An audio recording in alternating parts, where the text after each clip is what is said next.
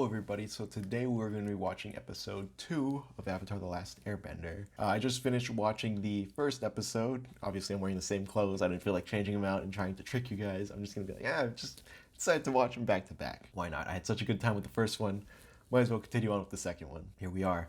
I just want to reiterate once again, watching this reaction is not a replacement for watching the actual show itself.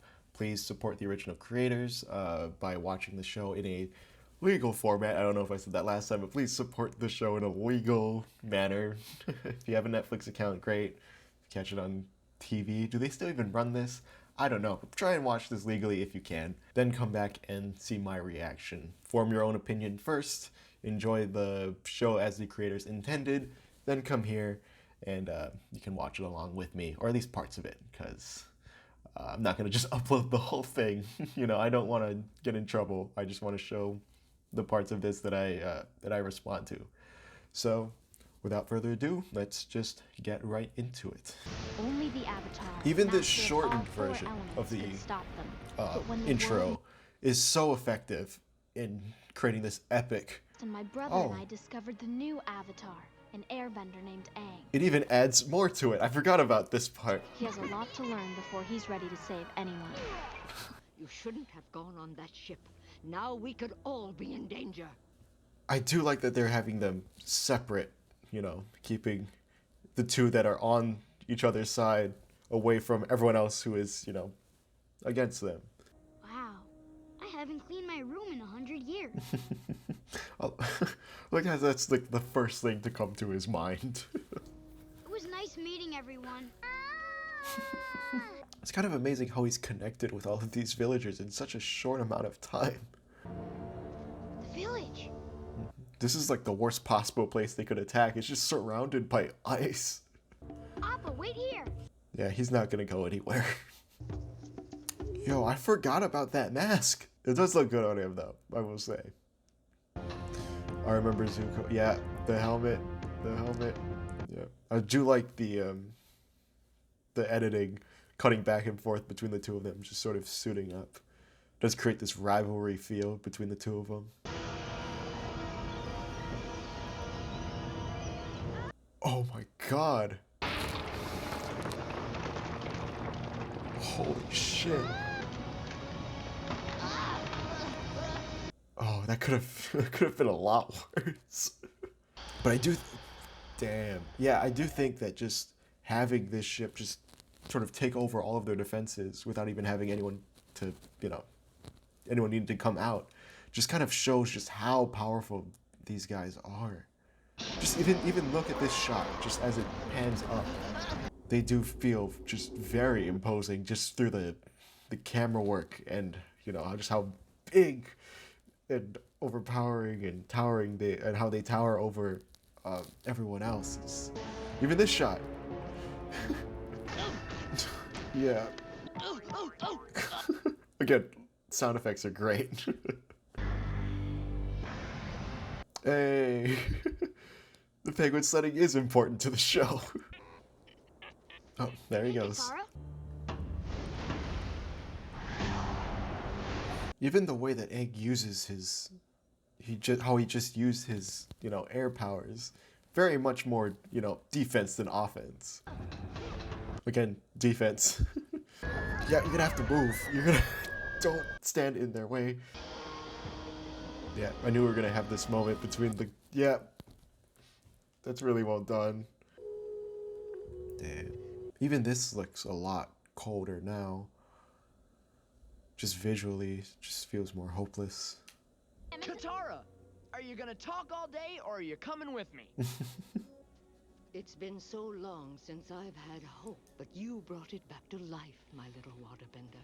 Oh, such a sweet moment. Silence. Ooh. Even these hallways feel cramped. Fly. Soar. He does not care. He'll get there when he gets there. Yeehaw. Hup hup. Yep. Yeah. Ooh, that zoom out. So cool. He's flying! Katara, he's... Big deal if you weren't. Even Sokka is portrayed as like a sort of a has a childish nature to him. It's great.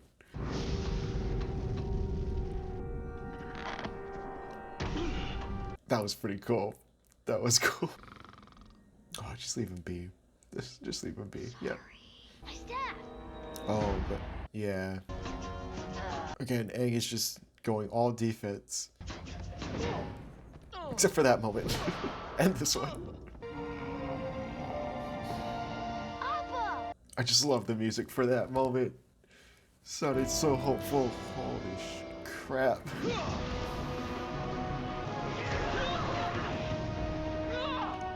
god. That was a really, really cool sequence.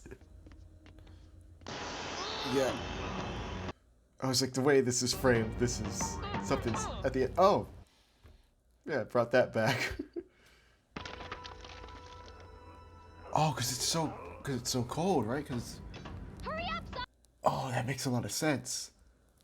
But Damn. Aang, the world's been waiting for the Avatar to...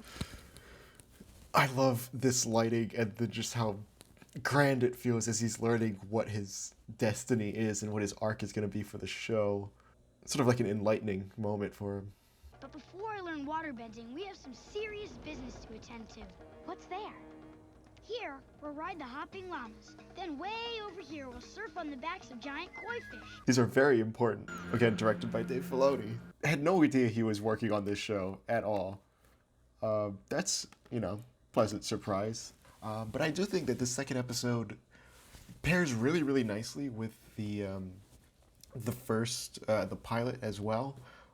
This is supposed to be a serialized show, so each episode kind of builds off the last one. But for this, I do think like having it pretty much pick up right where the other one left off does kind of have that connective tissue, and it kind of feels like, when we're moving on from the pilot, where it is more focused on, as I mentioned last time, Katara and her own journey. It feels now like we're kind of understanding more that Aang is the protagonist. He is the one with the arc. He is the one with the big journey.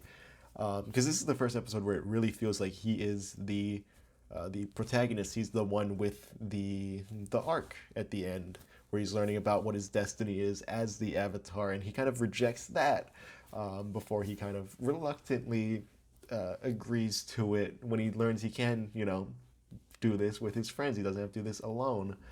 And I do think that's a major theme with this show, is this idea of, as is with most kids shows, this theme of friendship and found family. And I think that is a good message for a show like this, despite all of the mystical elements, we have characters that are inherently likable and are, more childish. Kids can appeal to them, but they're still, likable to adults as well. I mean, even Sokka, Sokka is, as from what I remember, he's the more comedic.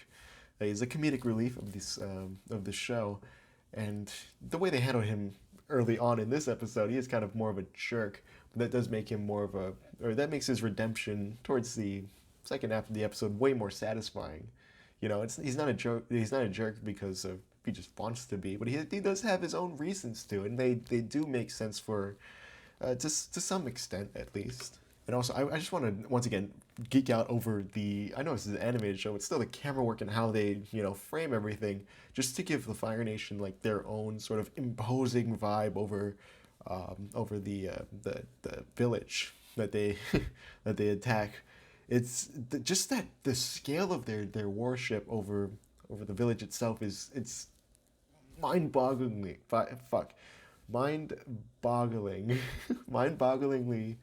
great, because it's just it's so well. You don't have to convey it through dialogue. It's just through visuals. Like you understand just how much of a threat they are, not just in this episode, but how much of a threat they're going to be for future episodes as well. And it does also, I think this episode also really showcases Aang's personality in a way that the first episode didn't. I think by having him, make that sacrifice, just take me instead of, hurting anyone else in this village, kind of does set him up to be a hero.